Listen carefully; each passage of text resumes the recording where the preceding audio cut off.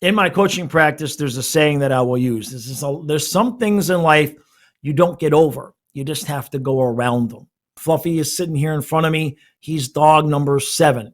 Okay. I have not gotten over any of the other ones that have passed. You don't get over it. That scar is there. And you'll always wonder, could I have done something better? Could I have done something more? What if I this? What if I that? That never goes away.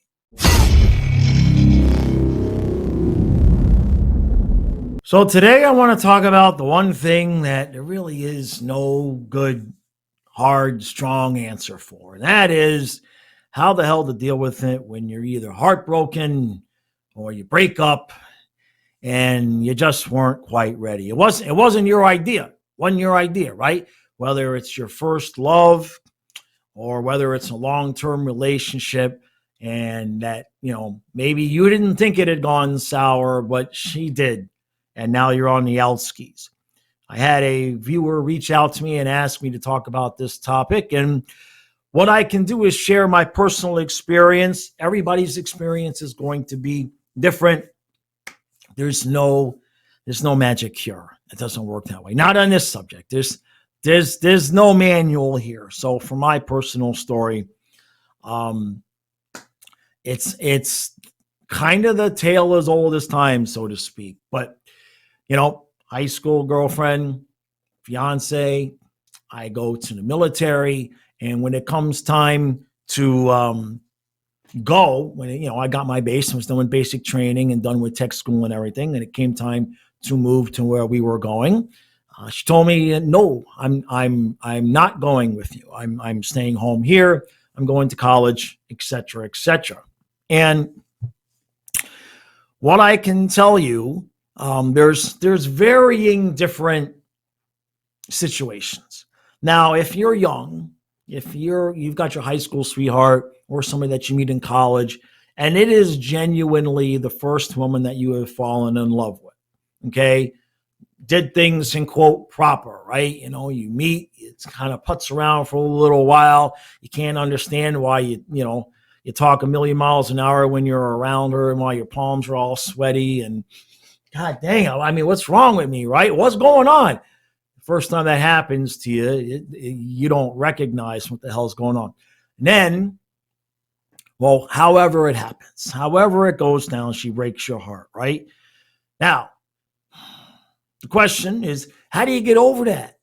Well, you don't. You don't.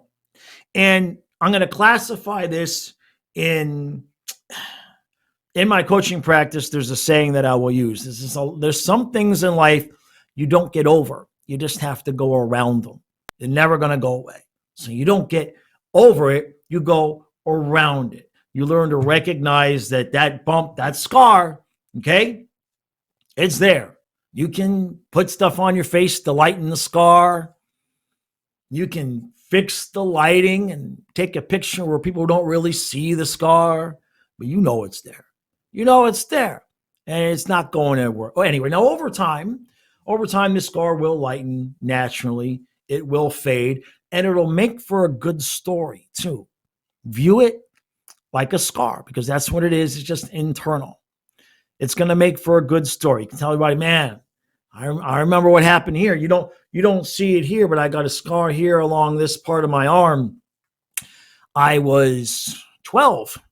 And I was the goalie for our soccer team. And friend picked me up to go to the soccer game. And when I slid the van door, it nailed me and it ripped my skin right off. And they wrapped me up and I played the whole game like this so that it wouldn't bleed. I wouldn't bleed out, but I played the game. And then I went to the hospital afterwards and they stitched me all up. But that's my story. That's my scar, right? So unfortunately, the answer to the question of how do you get over it is you don't. There will always be a part of you that will wonder what if. Doesn't matter, you move on and get married, have kids, all of that. It doesn't mean you're still going to sit there and pine for her, right? Doesn't mean any of those things. And doesn't mean that your new woman should be insecure. But the worst thing that you can do is try to pretend that you don't feel let me try that again. The worst thing that you can do is to I'm going to try this a third time. The worst thing that you can do is to try to pretend that you don't feel what you do feel, because then that's when you start collecting baggage. See, there's scars and there's baggage. Everybody's going to get scars. And however you handle those scars, that determines the level of baggage that you get and how long you're going to have to carry it around with you. Now, one piece of advice that some guys might give you is get back on the horse. That works some of the time, but some of the time it doesn't. Okay. Generally speaking, there's a couple dangerous things that can happen by getting right back on the horse. Number one, rebound love. Okay. You don't want nothing to do with that. Okay. Because you're bummed, you're hurt, you're scarred, the wound is fresh, you're still bleeding, your guts are all over the place. And here comes Miss Pretty Pants. And you are going to take all of your hope that the scar will go away. You're going to put her in charge of removing that scar. It's never going to happen. It's not going to happen. She might help it, all right? But you're going to put way far too much pressure on her in the beginning of the relationship. You're probably going to scare her away, okay? Or what's worse is you are going to show her such a love bombing episode, and she is going to feel bad for you because you've been hurt, etc., that she will sort of play along. She will just play along with you, and eventually what you're going to find out is her feelings do not go as deep for you as yours do for her, because you're just the cute guy that she met, and that's not how you're viewing her. Now, there is the part that, the people that say, well, just get back on the horse and just go have a one-night stand, etc. It has been my explicit experience that really all that does is make you miss her more. It just makes you more lonely for the most part. In the moment, it might seem like that's the thing to do, but it just makes you more lonely. It just shines a light on what you don't have, because especially if you decide to have a fling or a one-night stand with someone who's already taken, okay? And now you're going to start having feelings of, I wish I could have her. I wish I could have somebody like that. Now you're going to feel worse. Now, I'm not saying the one-night stand thing never works, but it's generally not a good idea to try to stack traumas. And breaking up when it's the first time that you've been in love is a trauma, regardless of what any of the male, what do they call that? The red pill. Regardless of what any of those guys are going to tell you, men have feelings. We're just not supposed to show them the way that other people do, but that's okay. The point is that if that's the scenario, if that's the situation, it's your first love, don't beat yourself up. Okay, especially when you're young, especially the way the world is now. I hate to sound like the old man, but the bottom line is that relationships now are it's just brutal out there. Okay, so don't make yourself feel bad. Don't make yourself feel worse. Feel it, acknowledge it, and the best advice that I can give you is find a new hobby. And I know that sounds kind of corny, but it works. Not an old hobby.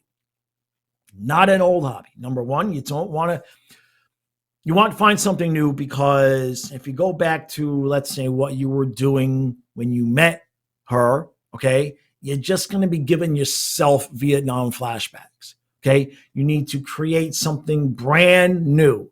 All right. If your thing, like me, is fishing, and you met her and you told her all your fishing stories, the last thing that you want to do is meet somebody new and just start telling her all the new fishing stories all over again.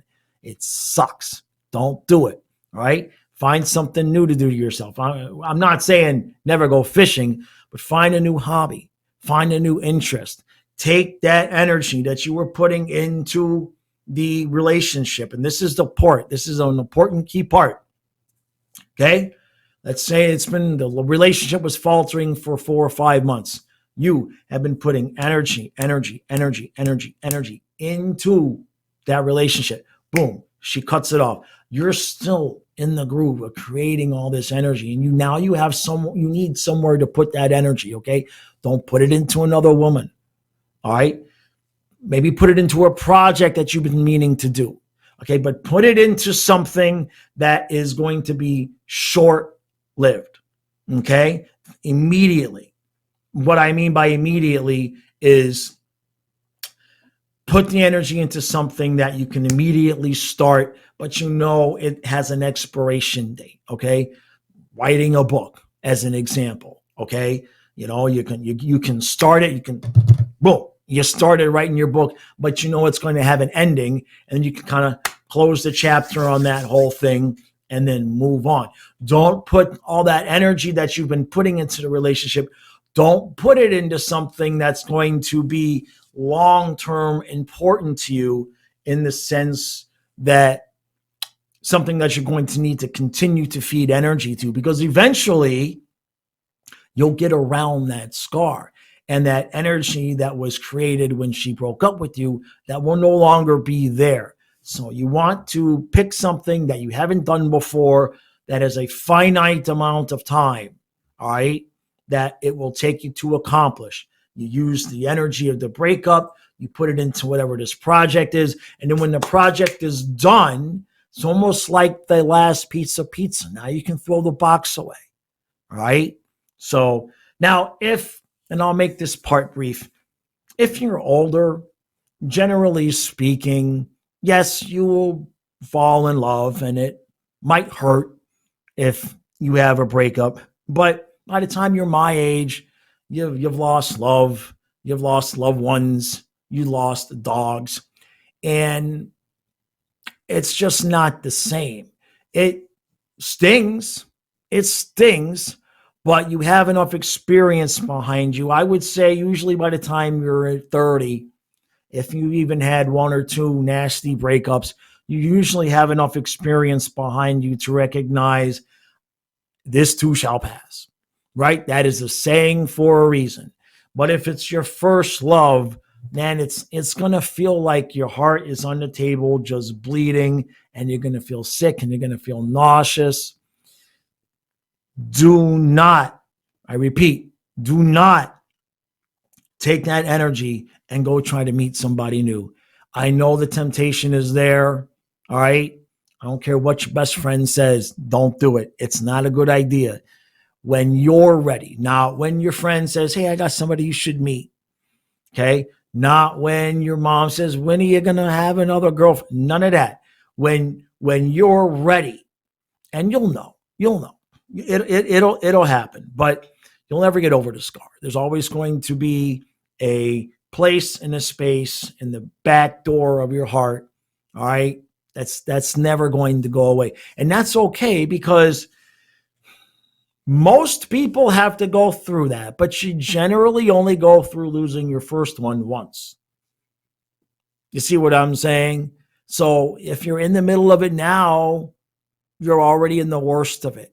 So you can't fix what happened.